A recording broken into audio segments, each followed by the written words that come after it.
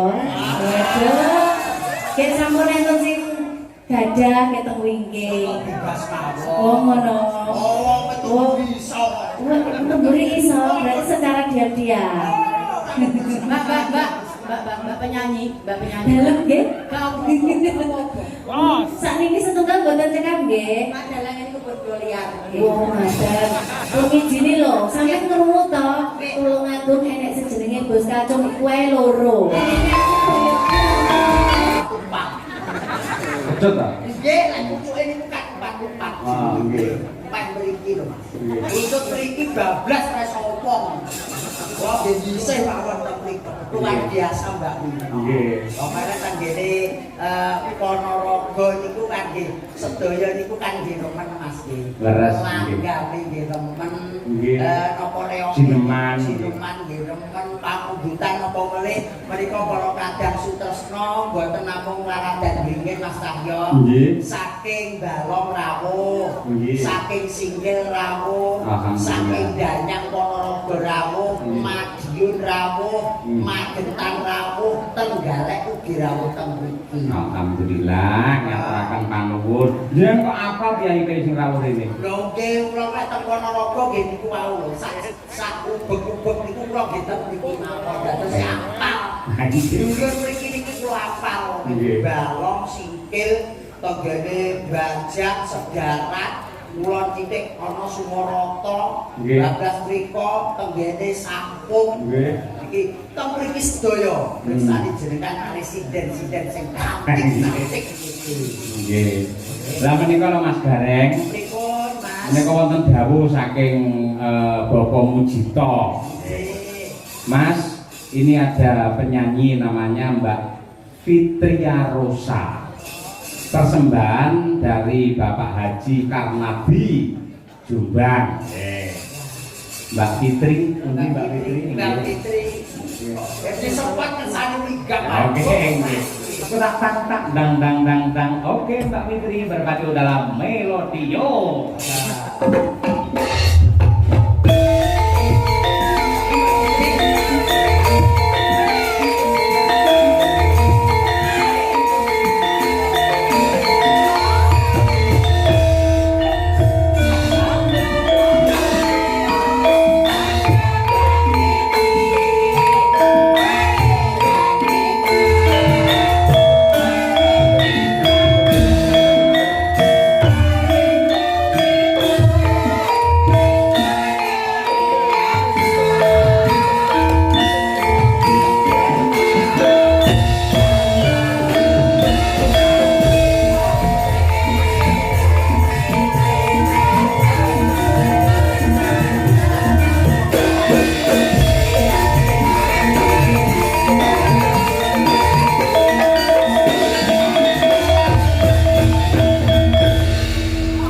Mbak Fitri namanya ya, Mbak?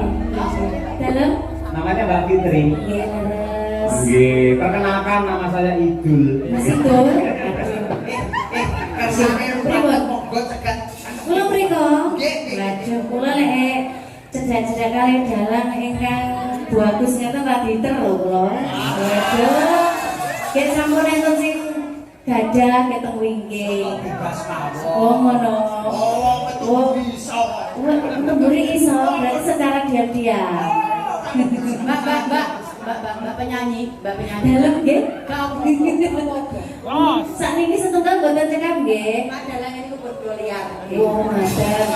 Ngijini lho, sampeyan krungu to, Tulungagung enek sejenenge Bos Kacung iku wae loro. Mosok ya Pak Dalang ya mek sitok. Aku tetep sitok. Iya. Ngene sesuk lak prei kula. Diparingi rezeki kali Pak Mujito. Oke silan tak jak ning mall tak kon tuku baju ya sampean ngene. Iya ta? Waduh. Nek lek sandal jinjit mau butuh kula nanti glundung malah Iya nggih. ta? Oh nggih, nek telegram mawon Pak Dalang. Pesan yo, upami Mbak Kesi kagem baju kados teknik ngeten iki. Budal ning Ponorogo ngoten kula ngeten. Pims. Ini apa ngono kuwi jenenge? Tegese gungan Mbak Yuku. Oh. Iki kok yo atek gawe ngono wis. Kula nggih ngoten. Mbak Fitri. Nggih, Mas. Alhamdulillah sowan teng dalemipun Pak Bapak Mujito, Pak Mujito. benar, Bapak Mayor Mujito, selamat malam. Semoga hajatnya dilancarkan dan sehat-sehat, rezekinya lancar beserta ibu, nggih. Ya, amin. Wis Saya tuh mbak di saking sini. anu nggih, Mbak. Pulau. Bapak Haji. Nggih, betul, dari Bapak Haji Irfan Karnadi dari Jombang. Oh, iya. Dan Anda aslinya mana? kula tanggine sinten iki wong? Mbak E Mbak Tulungagung. Mbak Pino. Tulungagung nggih. Saya Tulungagung. Pengen perso jenengan tepang jembatan Gunung Bolo. Bolo kuwi mbiyen anu bekasku. Bekas tak liwati maksudnya Mas. Omahku sik ngalor maneh. Jembatan Mujang siji nggo ketek-ketek kae. Iya ya sing termasuk kaya Yo, ketek-ketek kae. Pidul. Iya bener toh. Jembatan Mujang nggon ketek-ketek. Ngidul. Kae ngidul. Nenek bangsu protolon terus mulon. Oh layak kok pakai mriko Mas. Nggih. Mbak Fitri ke selak ijo. Nggih, kula mantane niku, sak ijo niku. Nggih, kula Badhe niki. nembang apa, Mbak? Lah nggih kula niku mau bingung saking mriki kok anu napa kula niki nggih sanes sinden nggih Jenengan- campur sari kula nggih radi-radi ngaten pripun. Jenengan Lorenza lah kulino to. Itu jadi-jadi. Oh, ngaten. Nggih. Kula to. Nggih. Nggih radi.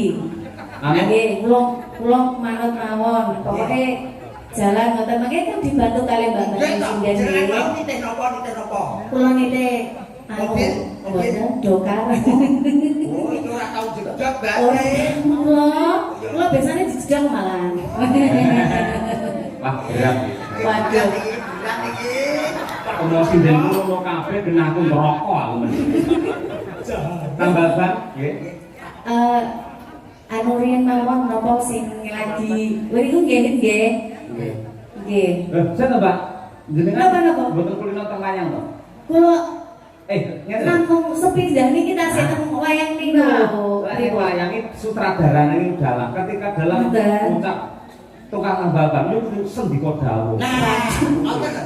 Ayo.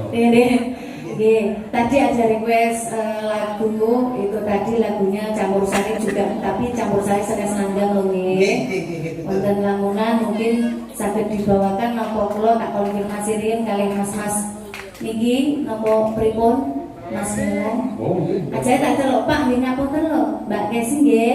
Kok gak pantes yo. Wong niku Lah umure sik 17. nggih, ngeten Setengah. lek dalu ngeten iki Pak Cahyo. Pak Ya, Cahyo. Pak Cinta mriko kali Mas Kendir niku lho. Kalau Kendir Sing pundi? Kendere pundi? ndak kira sing kok saran ya. Biasanya orang Pak Cahyo ora. Sinten? Kung Cahyo. Cincang yo. Bareng iki Pak Aang iki guru ya dalang iso wiyah ora. Nggih. Mbak sampean ora ngerti to? Sing, Wong saya golek enek penyanyi niku ngelok-ngelokne dalang. Nggih. Ora manut karo dalang. Terus Kok lek niku? mati akhire dadi ngene iki. Lha niku kula biasane lek wis pacakane ilang dadine ngoten niku. Kuwi ora apa-apa. Kok ngerti sampeyan iku tuh. Sing penting aja nganti dadi ngene iki. Aduh, hati lho Mas yo. Aja sok alok karo Mas Dalan. Buatan, buatan. Nanti. Buatan, aku kan ora tau alok karo Mas Cahyo, ora tau alok karo Mas Yoyo.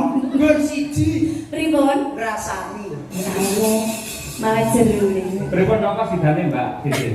Nggih, nggih. Lamunan? Oh nggih. Nggih, Ya. ingkang sing gampang-gampang mawon nggih. Nggih. Mergone aku ki ya untuk penyanyi sakjane Mas.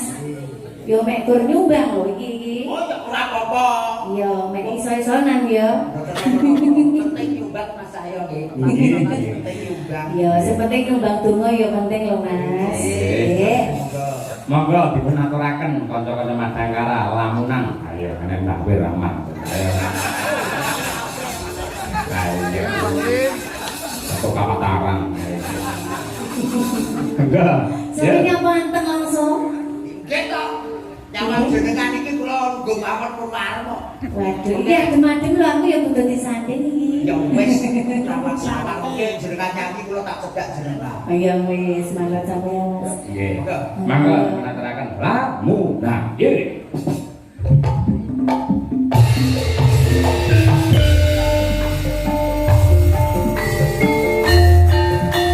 Jadi Mas Dari, boyoke kejulino.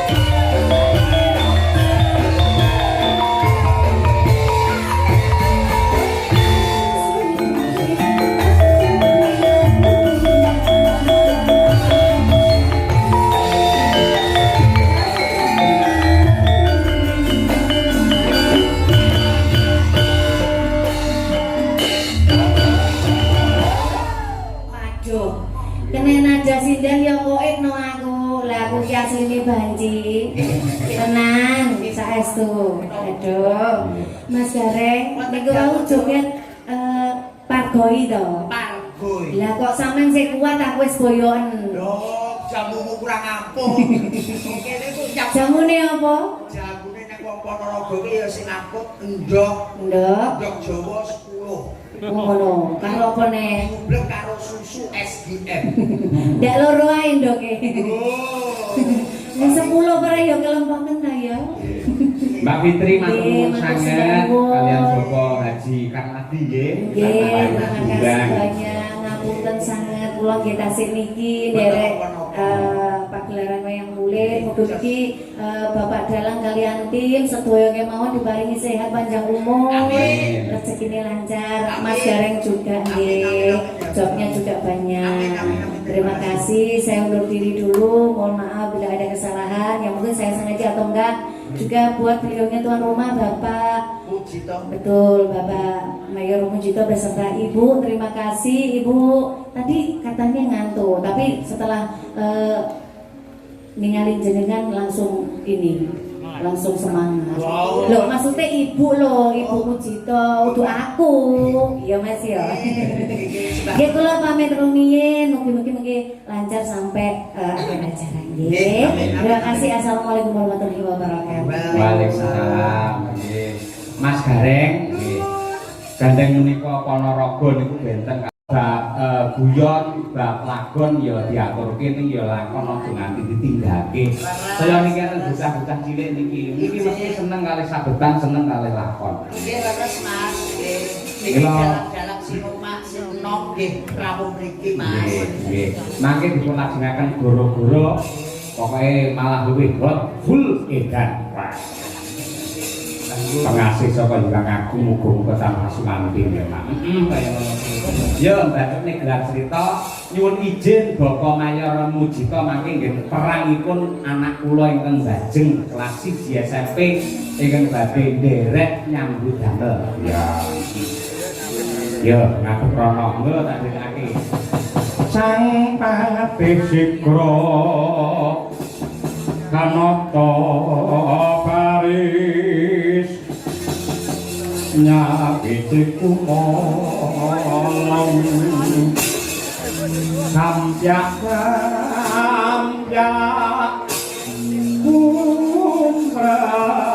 kumrakut lampahé